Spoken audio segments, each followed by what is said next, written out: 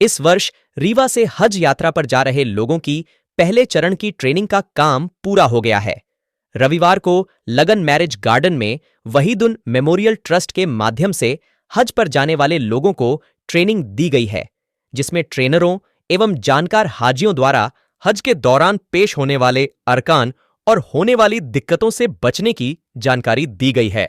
रीवा जिले से इस बार 44 हज यात्री हज के लिए जा रहे हैं, जिनमें महिला और पुरुष शामिल हैं। ऐसे में इन लोगों को मक्का और मदीना में किसी तरह की कोई परेशानी ना हो, उसको लेकर रीवा के लगन मैरिज गार्डन में वहीदुन मेमोरियल ट्रस्ट के माध्यम से हज ट्रेनिंग कैंप का आयोजन किया गया। प्रशिक्षण में हज में जाने वाले लोगों को बताया गया कि किस तरीके से सफर करना है और मक्का और मदीना में कहां-कहां ठहरना है और वापसी किस तरीके से करनी है। इसके अलावा हज के अरकान किस तरीके से पूरे किए जाने हैं, इसकी जानकारी भी दी गई। मक्का और मदीना में अरफात, मुजदलफा, मीना में किस तरीके से हाजियों को हज के अरकान पूरे करने हैं, इसकी बारीकी से ट्रेनिंग दी गई।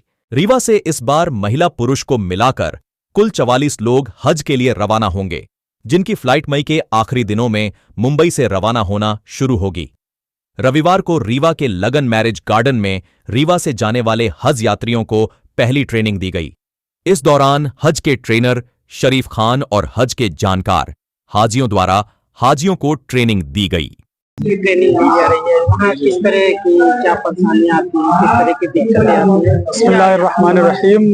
जैसा कि आपको मालूम है कि इस्लाम के जो अहम रुकन हैं, नमाज भी है, रोज़ा भी है, ज़कात भी है, और उसी रुकन में से एक अहम रुकन जो है वो हज भी है। हज इस्लाम की एक ऐसी इबादत है जिसमें इंसान की दौलत भी खर्च होती है और इंसान की क़ुव्वत भी खर्च होती है। यानी आपको अपने जिस्म से भी आपको वो अरकान अदा करने हैं, नमाजें पढ़नी हैं, तवाफ करने हैं, खाने काबा के बहुत सारे दीगर अरकान वो अदा करने हैं, साथ ही साथ आपकी दौलत भी खर्च होती है।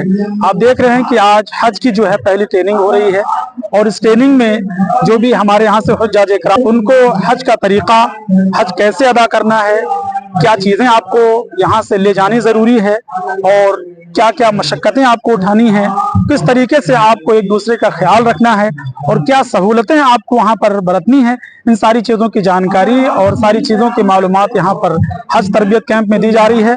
और जैसा कि हाजी डॉक्टर कलीम खान साहब ने बताया कि तकरीबन पिछले 23 सालों से जो है श्रीमती वहीदुन निसा ट्रस्ट के तहत ये हज तरबियती प्रोग्राम मुनक़िद किया जा रहा है।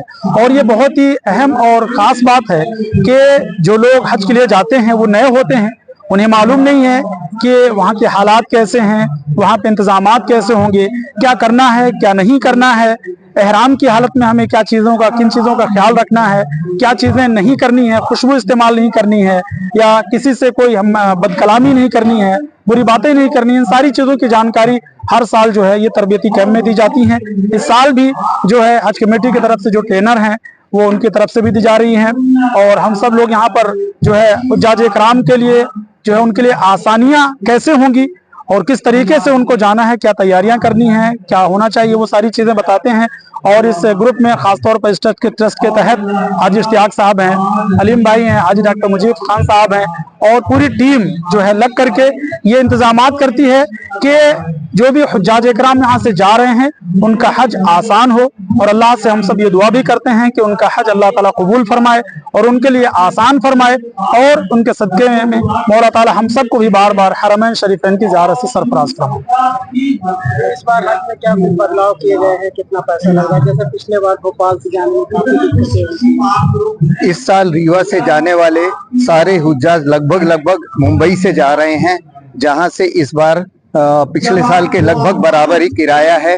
पिछले साल भोपाल से ज्यादा होने के कारण इस बार सब लोगों ने रीवा ही चूज किया था, मुंबई ही चूज किया था, और लगभग सारे लोगों की रवानगी मुंबई से है। हज का ये आज यहाँ पर ट्रेनिंग का प्रोग्राम चल रहा है, जिसमें हम लोगों की सभी की, खासतौर पे हाजी कलीम साहब की ये कोशिश रहती है कि वो यहाँ से सब कुछ बिल्कुल मुकम्मल तरीके से सीख करके जाएं, जिससे उनका हज मकबूल और कबूल हो।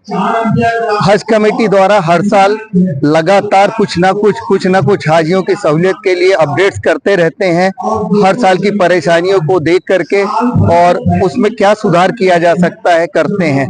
जैसे इस साल उनने एक हज सुविधा ऐप लॉन्च किया है, जिसमें आप जो साथियों के बिछड़ने का और एक दिक्कत आती कि आपके नजदीक बस स्टैंड कौन सा है, आपका होटल कहाँ पर है, आपके ग्रुप में कहाँ लोग हैं, वो इस समय कहाँ पर है, अब वो सारी चीजें एक हज ऐप से अगर आप अच्छे से सीख करके जाते हैं, चलाते हैं, तो ये सारी चीजें उसमें आपको ये परेशानियां दूर हो जाएंगी।